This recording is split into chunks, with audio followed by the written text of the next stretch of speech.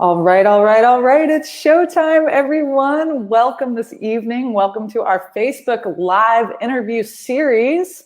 This evening we have a very entertaining, very fantastic human with us. He's a leader. He is an entrepreneur. He's actually not a Next Level alumni, but he is an alumni of transformation. And his name is Nile Woodson, and he's one of my favorite people. So welcome, Nile. Thank you for being here. Thanks for having me. Totally. I knew it would be challenging to get you to say yes to the show. I had to have my people call your people. It was going to be a while before we could get you booked. No, but in all seriousness, Nile is my younger brother, so we'll just get that out of the way. So everybody knows we have different last names, different dads. I'm not having you on the show. I want everybody to know Nile is my brother, and the reason that I am having you on the show is because you're actually up to such awesome things. You're such an inspiring person. Your perspective is inspiring. What you've created in, your 31 years of life now is inspiring. And, you're just a fun person to chat with. And so I wanted to introduce you to everybody in the community in Philadelphia and pick your brain about some awesome stuff. Awesome. I'm excited to be here. And just a little mathematics, 31 years of life means that I'm 30 years old, not 31 years old. So. Did I just call you 31 and you just turned 30? Well, I'm in my 31st year, I think. But yes, I am 30 years old. I did just cross over, guys. I did. I made it. That's so funny. I totally thought you would turn 30, and then I was like doing the math the other day, and I was like, no, he just turned 31. So my bad. One of those things. It's all right. She sent me a present on my birthday, guys. Don't worry. She's a good one. She's a good one. If anything, I have a little work to do even at this stage. Well, now that you're officially in your 30s, we have higher expectations for even little brothers. The bar has been raised. Yeah. So I am super honored to be on this chat interview, mastermind, next level, all of it. Transformation is in our family.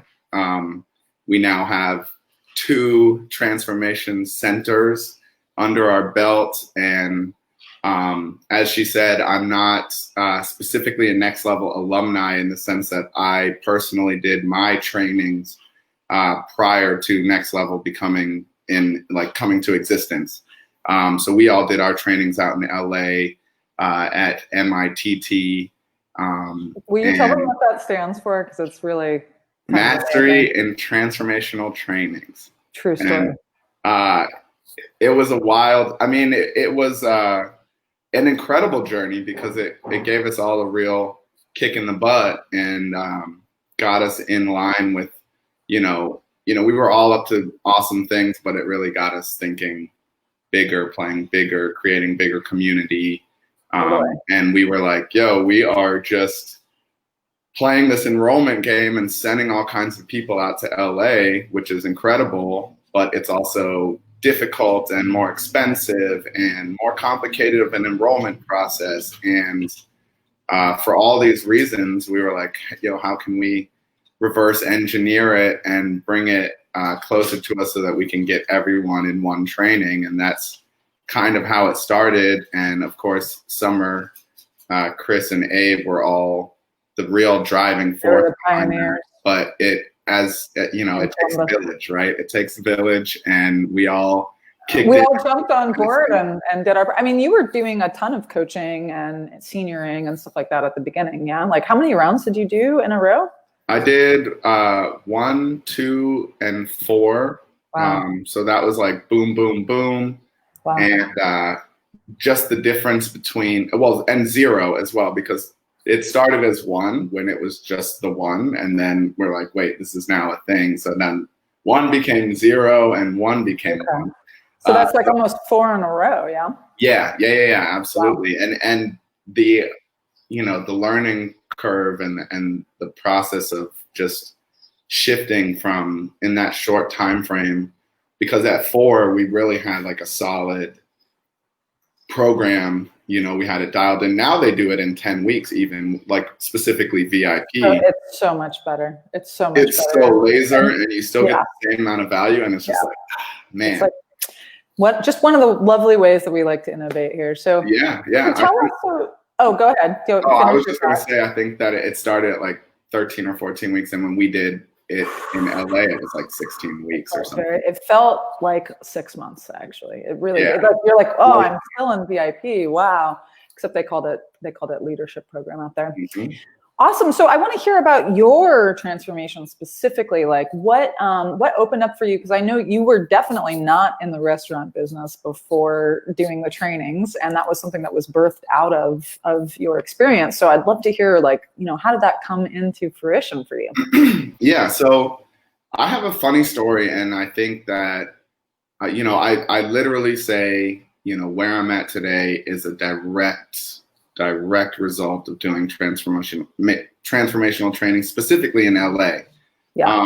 Because one, it got me out there, which got me out of my own way, right? Mm-hmm. And two, it got me thinking about bigger, more inputs than just like, what do I want and this, and like, it was like, how am I, what do I get to create? Beyond just what do I want for myself, what do I get to create for others, and how do I get to use my passion and my skills? So like, I think the biggest exercise for me, honestly, in basic or in discovery was like, it was the ego practice, which was like, what are the four main factors of like ego? And it was like being right, being in control, looking good, and avoiding risk. And I was like, just really understanding how those things showed up in my life.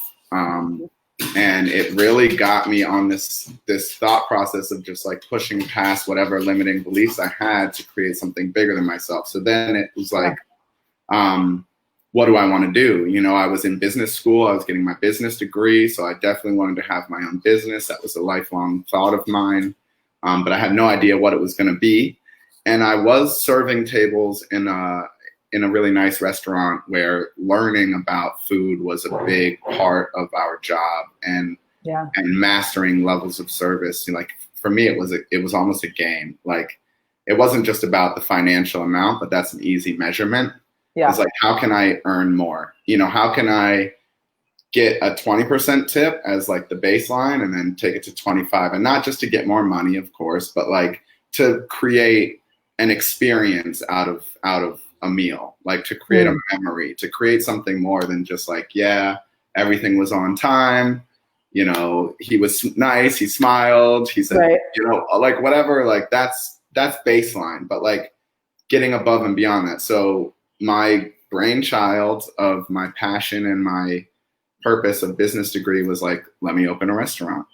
So really just getting to the place where I could come up with an idea wasn't necessarily novel, but because I've had kind of ideas my whole life, but acting on them and beyond just acting on them, being 100% committed, like no shit, excuse my language there, but and just following it through all the way was something that I had to surpass, my limiting beliefs and my ego conversation to achieve. So if I can just have us pause there. So basically, before you had done the trainings and had to really look at where you get stuck, you probably just would have allowed yourself to like fizzle out with an idea. But then once you had seen where you basically sabotage yourself, right? Yep. You were like, oh, okay, that would be the obvious choice. Like, I'm committed to pushing past that. Yeah, 100%. And I think I've had great ideas my whole life. I've always had this vision for myself. I just never knew exactly what it was. So I tried a lot of things on.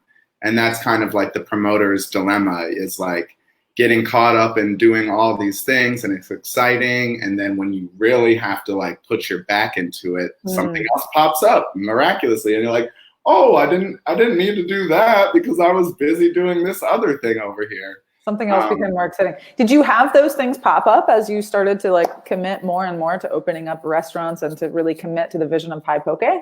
Honestly, not really. I mean, in the sense that like I could come up with some idea and like, probably motivate around making something happen, but it was just like almost tunnel vision.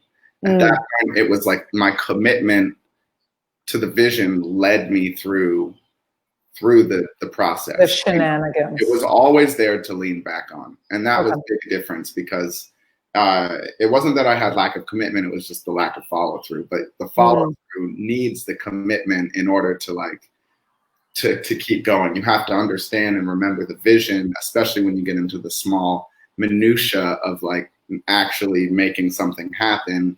You're like, dude, this sucks. Why am I doing all this stuff? And you're like, oh, because I'm committed to this vision. And it's like, oh my gosh, that makes so much sense. Got it. I'm back in the game, Totally. Yeah. And how was it like in the beginning? Because how many years did it take you guys to like actually open up the brick and mortar? Because I remember there was some phases to that process. Yeah. Yeah. So it took us about 3 years. I think we started actually, today's June 15th. I think June 16th, 2015 is when we filed the LLC and got our employer identification number. And then August 13th was our first pop-up. So we did pop-ups, which is like, we called them kitchen takeovers. We'd go to bars, juice bars, coffee shops, and we would work out of their kitchen, which in a bar they don't use, other than cutting like citrus or whatever for drinks. So we used that space, which was licensed and everything, to promote events. Then we'd invite people in, and it was huge with Next Level. It was all coincided like at the very beginning. So beyond using this network, beyond using the trainings to transform myself and get me to this place, also being a part of Next Level and using the network to support our business getting started with like a really strong community vibe. So like, many layers that this trainings and Next Level has supported me in getting to where I'm at. But we would do pop-ups and people would come in, they'd order our food, they'd order drinks from the bar. It was a black win-win situation where we all made money. We got to start our thing. Like, it was a very creative solution to our problem, which is how do we open a restaurant with no money? Like, we don't have no money. Okay, so we don't have a rich uncle who's just like, I got your back, man. We didn't have any of that. It was just our, and I say our because also through Next Level, I found a business partner.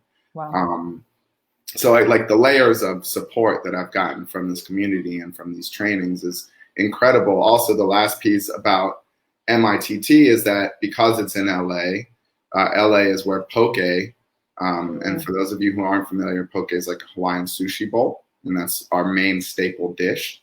It was exploding on the scene in LA. Like, it had been there for a while on menus and things like that, but Poké shops were really just starting to like open up like crazy, and I witnessed that. And then a friend of mine invited me to lunch, and my buddy actually, through LP or VIP out there, invited me to lunch one day to a place on Venice Beach called Poké. And I was like, what's that? And he's like, it's a sushi bowl. And I was like, that's everything I need in life. Like, let's go. And you're like, I can live on that. Yeah, every day, 100%. And we're just sitting on the beach, and there's like seagulls and the ocean and beautiful people. And I just took this bite of this bowl and ahi tuna and avocado and rice, and it was just like, and I had committed to opening a restaurant. I still didn't know what it was. And in that moment, I looked at my buddy and I said, this is it. This is what I'm bringing to Ohio. And, here we are. But if the trainings, if I wouldn't have gone, I never would have been in LA at that point. If I would have, wouldn't have gone to the LA trainings or that one, I would have met my buddy, and we could have gotten tacos. We could have gotten burgers. We could have gotten a salad. We could have got anything I've been excited about in LA, but he specifically chose that thing. And so again, another like crazy layer of my life story that's come true because of doing these trainings. Amazing. It's so cool. I mean, there is such miraculous stuff happens when you, like, what do you think that's about? What do you think? Do you think it's just because you're really taking a risk and you're doing something totally new and totally out of your comfort zone that then the universe just opens up and starts sending you all these opportunities and possibilities and ideas and inroads. And yeah. Yeah, I mean, I think you said it great. 100% law of attraction. Like even before transformational trainings, I just always made a strong effort to like put good things out there because I want good things to come back. But when you really make a conscious decision to do that, I think the universe is like really, really conspires and works harder, you know? And then also sometimes you put a really hard effort out there and a super conscious decision and you don't get much back. Exactly. And you're like, okay, got it. This is like, this is gonna take more feedback, right? Like, okay, how do I, you know, it's easy to get defeated, and trust me, I like to go there, and I do this thing now where I just give myself a few minutes. I'm like, let me just give myself just a few minutes to be the ultimate victim. And I usually do it by myself too, unless someone like Alexa or some family or someone close by, and I preface it, I'm like, just give me a second here, and I just let it out. Yeah. And then I'm like, okay, all right, what's next? You know, like, that's cool. That doesn't help anybody. It doesn't do anything constructive except make me feel better, which now I'm going to use to figure out the solution, or at least the next thing that's going to create the next breakdown that's going to create the next solution. Beautiful. But yeah, law of attraction, and it's the commitment. It's the power of intention. It's like fully believing and being in something that whatever happens is just part of the process, as opposed to like, this is the end of the road, you know, and leaning back, like I said earlier, leaning back on that commitment helps you push through those things. Oh my God. So will you tell us some, for those of you who don't know Nile and don't know about Hi Poké, will you give us like a little synopsis of like where the company's at now and like what's been going on for you in the last little bit? Yeah, absolutely. So we are, it's been 5 years on the journey. We went from pop-ups to pop-ups in a food truck, to now, almost 3 years ago, we opened our first brick and mortar. Wow. And then almost 2 years ago, we opened our second brick and mortar, which actually was like a business acquisition. We served food at a juice bar, and the owners of the juice bar wanted to transition and move and do other things. So we ended up taking over ownership of that and then integrating cold pressed juice and smoothies and things into our overall menu, which is island inspired foods. You know, like I said, poke is our staple dish and it's the backbone of the business.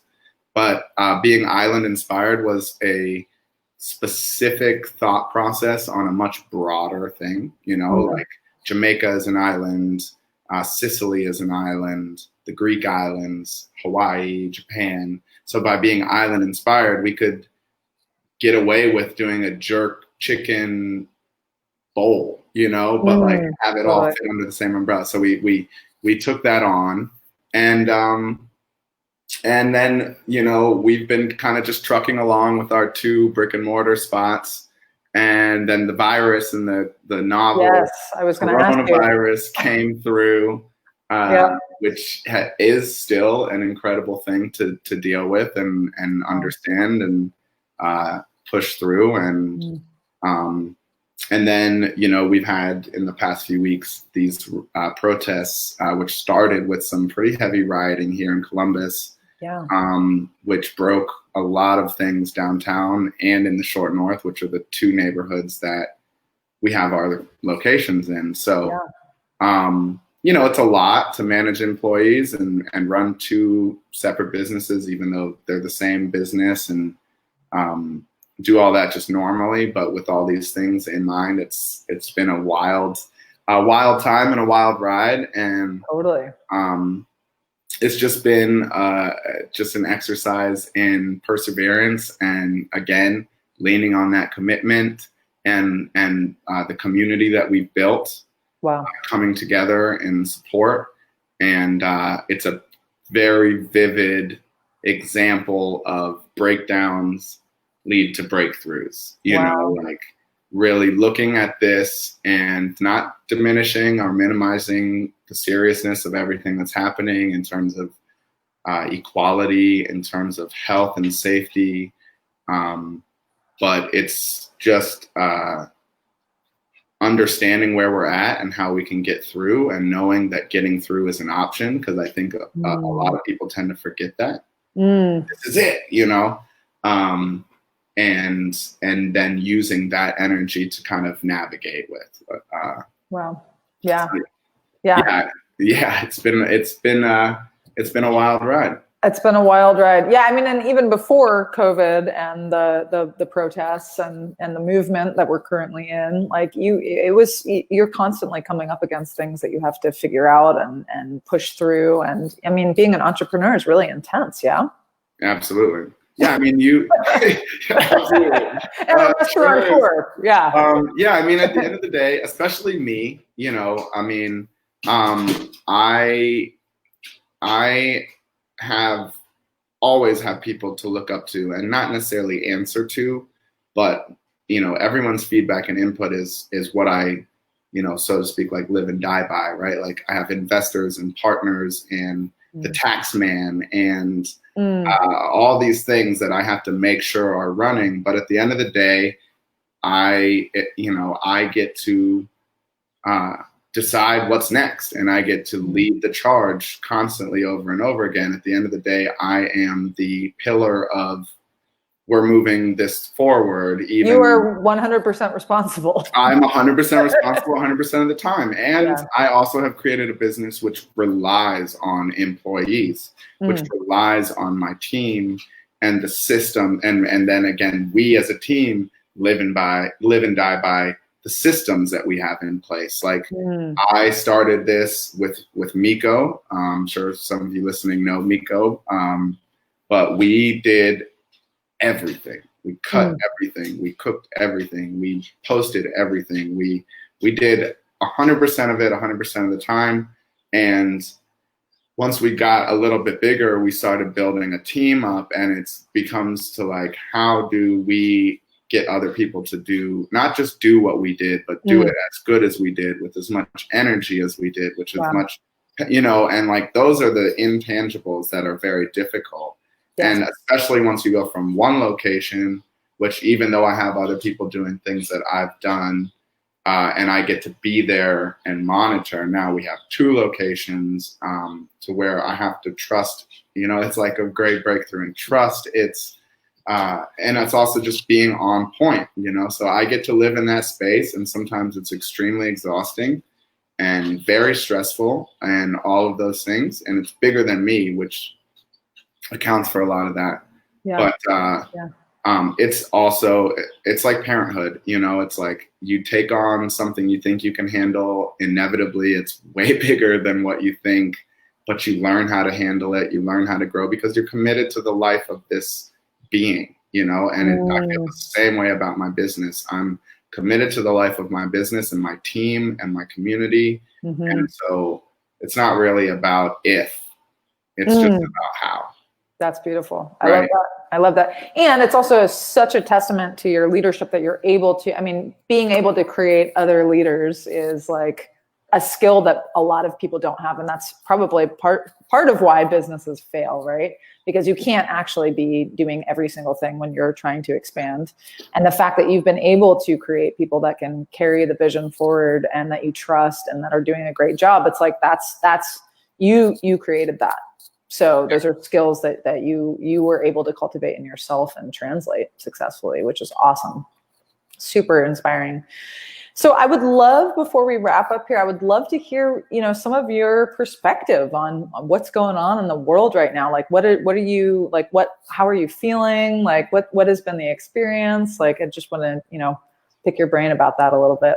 Yeah, absolutely. I mean, so in the, you know, stream of events, obviously the virus happened first, and that was just very incredible experience to be a part of, as everyone here knows, because we're all a part of it.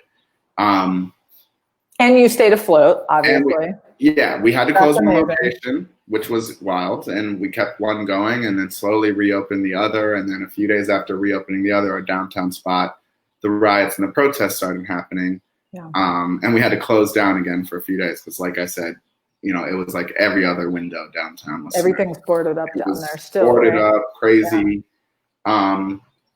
And so my breakdowns lead to breakthroughs example carries me through all of these things that are happening right now, right? Like the virus happened and is still happening and is very real, but it also set the stage for the space for a movement to be born, right? Like, and we also all understand that getting through this virus is going to create a lot of change, and we're in how we do things, the new normal. You hear that all the time on the news and all that.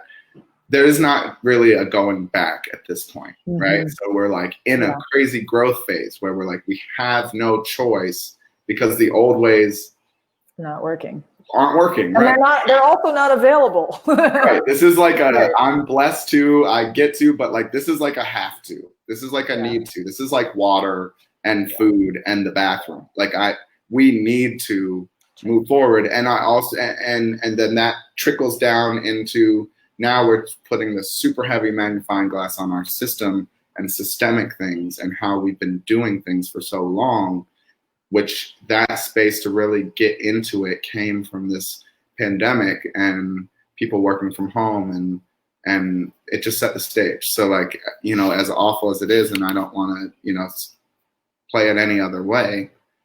We've all been impacted and affected by this, but it also gave way to something new to be born for my business, redeveloping how we do things, changing how we take orders, adding in heavy online influence for pickups and deliveries and, things like that, to personally, my own life, interacting with friends, getting creative on what that looks like. And, just like, it's just changed a lot of things. And then, so then George Floyd created the, it was and all the others that are coming to light. Yeah. Right. But like that was like George a shot heard around the world moment, where like, we just all had too much. Now, being that Alexa's my sister, we do have different dads. So my dad is African American, Black, whatever the correct way of saying that is. So like, it's been a crazy process for me because I've been examining all this as a person, as an African American person, as a business owner, as an employer. So I have all these different kind of avenues that I'm navigating to get through this. And sometimes I get caught in one or lose track of the other. And, but I think at the end of the day, the one most important thing for all of those things, specifically within, the movement, which is creating racial equality and breaking through the systemic oppression and racism that I have experienced my whole life in various fashions, and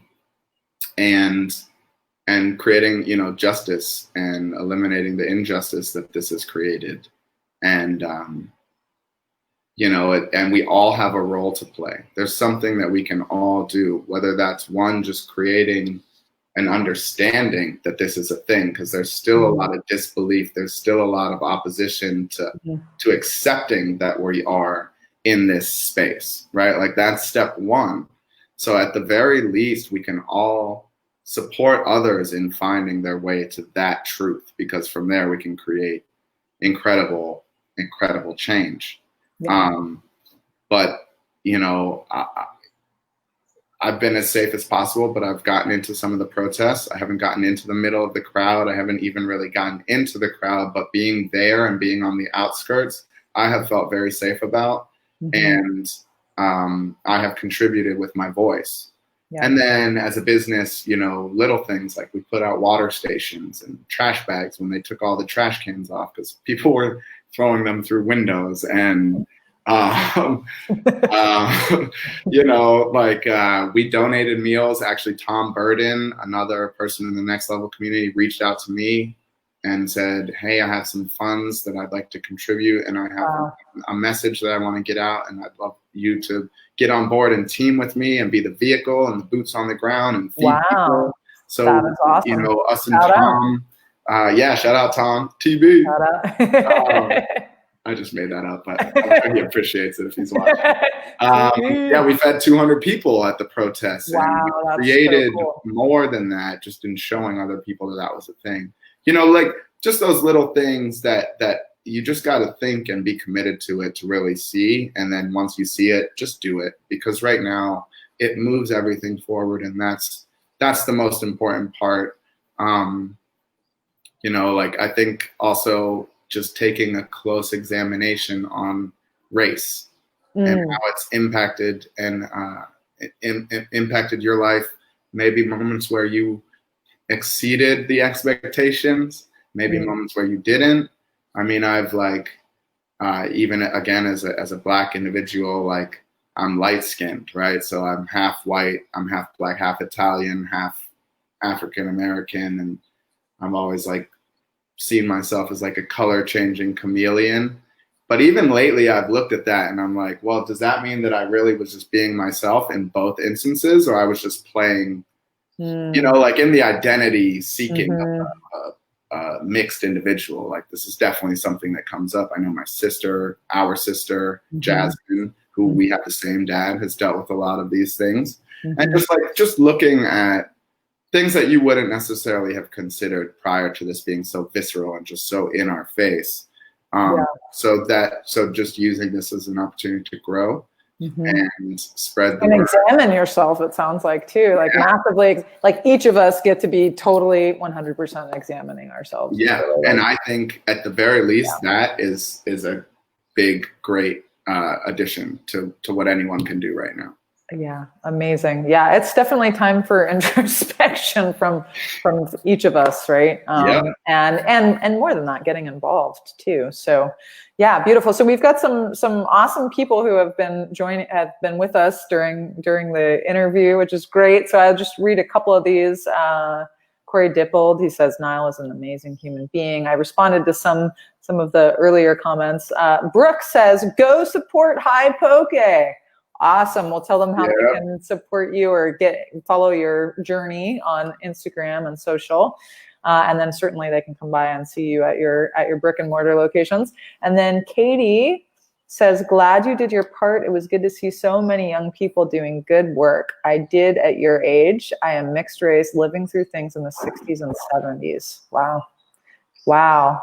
Well, hopefully this is the time that things get fleshed up and we actually deal with them once and for all, right? Like, let's go ahead and heal this. This is the big piece. I mean, this is. I think that I think the most important thing is we can't stop. I look at like the civil rights movement and big pieces that have created milestones in history of like change, and they just didn't stop. Wow. Until people heard it, and I think that that's the most important thing is we just got to keep pushing. And it's not always going to look like riots or protests, or that at some point it's going to become conversation, and it is going to take everyone. Like it's going to take bipartisan, it's going to take the community, it's going to take everyone being in unison. So, and I said this, I did like a quick news interview and we were talking about the destruction that happened downtown. And I 100%, we have insurance that covers breaking things, and, it sucks to deal with that. And it's not cheap either, but it's a very small price to pay in the grand scheme of like change and equality. Like I will personally go to both restaurants right now and break all of our windows and loot my own businesses if that is going to put the message out that's going to facilitate and create this change. You know what I mean? So like, it's not always going to be like that. And it sucks that it happened. I don't support it. But like that being said, if that's the price to pay to create this, take the windows. You got it. Like, no problem. If it actually creates the change that it's trying to cause. If it gets people to notice, and so, this conversation will change and grow and develop. but we just have to keep going. And by we, I mean everyone. Everyone that stands against this inequality and injustice, whether you're African American or not, we all have a role to play right now. Yeah.